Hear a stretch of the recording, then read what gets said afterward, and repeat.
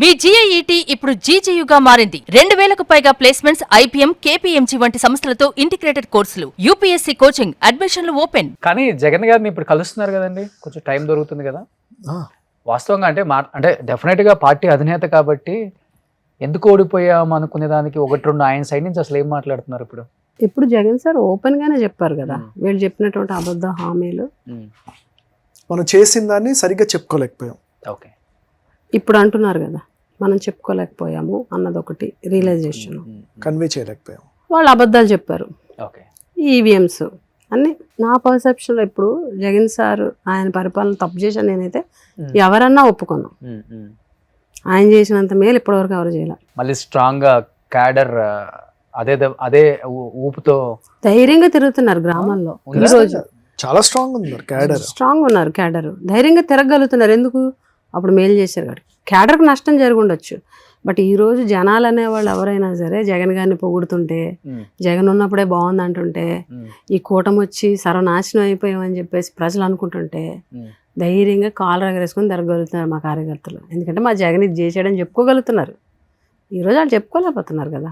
కుటుంబ ప్రభుత్వంలో ప్రశాంతంగా లేరా? పథకాలు రావట్లేదా? అంటే వస్తున్నాయనే కదా వినిపిస్తుంది బయట మనకి. ఇప్పుడు వాళ్ళు ఇచ్చినటువంటి హామీలు నిన్న కూడా జగన్ గారు క్లియర్గా చెప్పారు. ఎలక్షన్ ముందు సూపర్ 6 పాంప్లెట్ వేరే ఉంది, ఇప్పుడు సూపర్ 6 వేరే చూపిస్తున్నారు. ఓకే, అన్ని కోతలు. 300 యూనిట్స్ దాటితే పథకాలు ఇవ్వకపోవడం, అవుట్ సోర్సింగ్ ఎంప్లాయీస్కి పథకాలు ఇవ్వకపోవడం, ఇలా జరుగుతున్నాయి.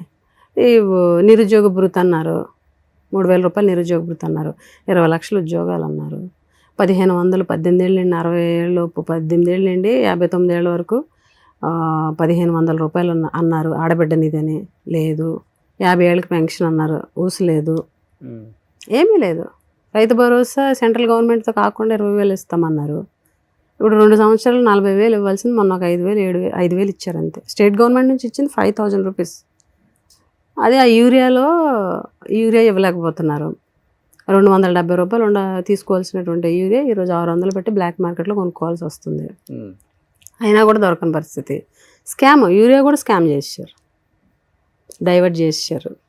రైతులు చాలా ఇబ్బంది పడుతున్నారు. పైగా రైతులు ఇబ్బంది పడుతుంటే ఆ రైతులు క్యూలో నిలబడిన దాని మీద కూడా జోకులు వేయడం, సర్కాస్టిక్గా మాట్లాడడం. కూటమి ఇంత స్ట్రాంగ్ గా ఉంది కదా, అందరు కలిసి కూడా బీజేపీ కావచ్చు, పవన్ కళ్యాణ్, చంద్రబాబు గారు తట్టుకునే శక్తి ఉందా? సింగిల్ గా వైసీపీ అనే ఒక పార్టీకి, జగన్మోహన్ రెడ్డి గారికి సింగిల్ గా తట్టుకునే శక్తి ఉంటుందా? ఎందుకు లేదు? 14 సింగిల్, 19 సింగిల్, 24 సింగిల్, ఇంకా 30 ఏళ్ళు రాజకీయం చేస్తే 30 ఏళ్ళు కూడా సింగిల్. మేము ధైర్యంగా చెప్తాం. జగన్మోహన్ రెడ్డి గారు సింగిల్ గా తప్ప ఏ పార్టీతో ఇప్పుడు పొత్తు పెట్టుకోరు, ఎవరికి ఎప్పుడు ఆయన భయపడరు. కానీ అది వేరే విషయం. ఇప్పుడు 14లో పొత్తు ఉంది, సింగిల్ గా వచ్చారు, ఓడిపోయారు. 19లో పొత్తు లేదు, సింగిల్ గా వచ్చారు, అందరూ గెలిచారు. మళ్ళీ పొత్తు పెట్టుకున్నారు, మళ్ళీ ఓడిపోయారు. నెక్స్ట్ ఏంటి? మళ్ళీ పొత్తు పెట్టుకుంటే గెలిచే సత్తా ఉంటుంది ఆ పార్టీకి, ఆ ఉనికి చాటుకోగలరు. పొత్తు పెట్టుకుంటే మాత్రమే గెలవగలము అన్న భయం అయితే వాళ్ళల్లో పుట్టించింది అది జగన్ గారే కదా. పొత్తు పెట్టుకోకుండా రమ్మనండి జగన్ గారి మీదకి. వీళ్ళు ఆ కెపాసిటీ లేకపోతే, ఆ క్యాపబిలిటీ లేకపోతే, జనాల్లో ఆదరణ జగన్మోహన్ రెడ్డికి లేకపోతే వాళ్ళు ముగ్గురు పొత్తులో ఎందుకు వస్తారు? మన పొత్తులో వెళ్ళకపోతే అసలు గెలలేని జగన్మోహన్ రెడ్డిని తట్టుకోగలమా అని పవన్ కళ్యాణ్ గారు చాలా సందర్భంగా ఆయనే చెప్పాడు. 15 ఏళ్ళు మా బంధం కొనసాగుద్ది అంటే దాని అర్థం ఏంటి? ఎట్టి పరిస్థితుల్లో జగన్ కి అవకాశం ఇవ్వకూడదు, మన పొత్తులో ఉంటేనే జగన్ తొక్కగలము అనే కదా. సింగిల్ గా అయితే ఎదుర్కోలేము జగన్ గారిని అని వాళ్ళకి క్లారిటీ ఉంది. ఖచ్చితంగా మళ్ళీ మేము సింగిల్ గానే వెళ్తాం. 29లో కూడా ఖచ్చితంగా గెలుస్తాం. మధ్యలో ఒక న్యూస్ వచ్చింది, మేబీ జగన్ జైలుకి వెళ్లాల్సి వస్తే కూతురు వర్షారెడ్డి తన బాధ్యతలు తీసుకుంటారు, తన పార్టీ బలోపేతం చేసే కార్యక్రమం ముందుకెళ్తుందనే మాట వాస్తవమా? నిజంగా కూతురు వచ్చే అవకాశం ఉందా? ఇప్పుడు 2014 తర్వాత కూడా జైలుకి వెళ్ళారు కదా, మళ్ళీ తర్వాత స్టాండ్ అవ్వలేదా? ఆయన పోటీ చేయలేదా? సీఎం అవ్వలేదా?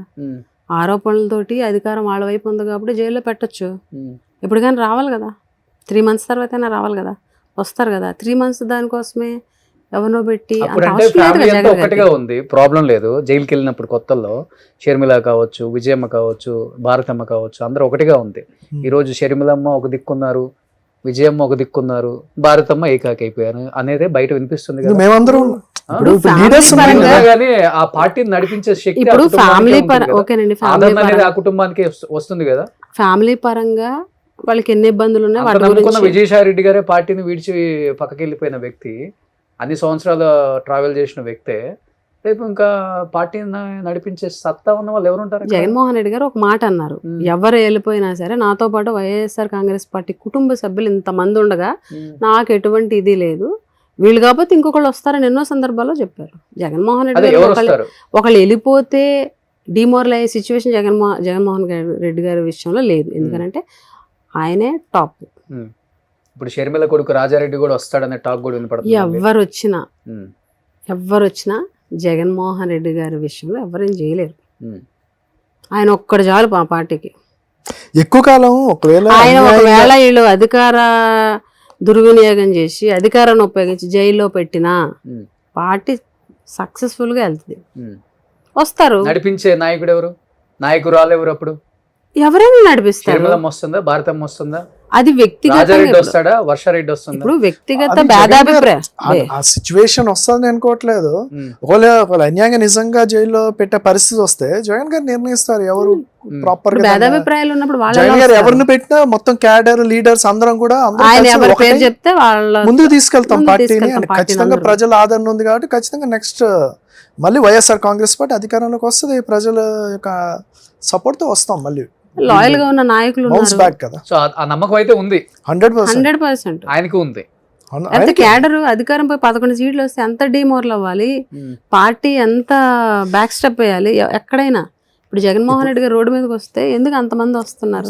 ఇప్పుడు 5 సంవత్సరాలు జగన్ గారు ఏంటంటారు, ఆరోగ్యశ్రీ అవ్వచ్చు, ఏమంటారు ఆరోగ్య సేవ అవ్వచ్చు, విద్య వైద్యం అవ్వచ్చు, ఎడ్యుకేషన్ అవ్వచ్చు, నాడు నేడు, లేకపోతే ఫీజు రియంబర్స్మెంట్ అవ్వచ్చు, ఆసరా అవ్వచ్చు, చేయుత పెన్షన్స్ అవ్వచ్చు, వాలంటీర్ ద్వారా ఇవ్వడం అవ్వచ్చు.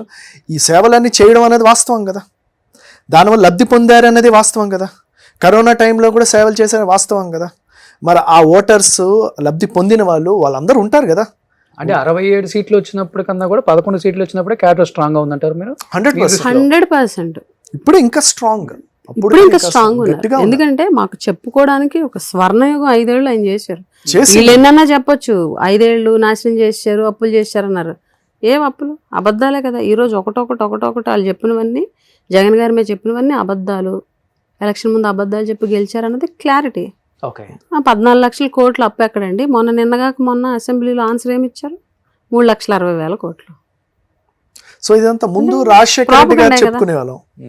రాజశేఖర రెడ్డి గారు చేసిన అభిమానం, ఆయన సేవ మనం చెప్పుకొని పార్టీ వెళ్ళింది. జగన్మోహన్ రెడ్డి గారి నాయకత్వం. ఈరోజు రాజశేఖర రెడ్డి గారి మీద అభిమానంతో పాటు జగన్ గారు 5 సంవత్సరాలు ప్రజలు చేసిన మేలు, పరిపాలన అవన్నీ ఉన్నాయి కదా. అదంతా జగన్మోహన్ రెడ్డి గారి ప్రభుత్వంలో పథకాలకు పేర్లు మార్చి పథకాలు ఇవ్వగలిగారు కానీ వీళ్ళు ఆపలేకపోయారు. అమ్మఒడి కానీ ఏదైనా సరే ఆపగలిగారా? ఇప్పుడు వచ్చే వాహనం ఎంత కానీ ఇవన్నీ. సుమన్ టీవీలో మీ పర్సనల్ అండ్ బిజినెస్ ప్రమోషన్స్ కోసం కింది నెంబర్కి కాంటాక్ట్ చేయండి.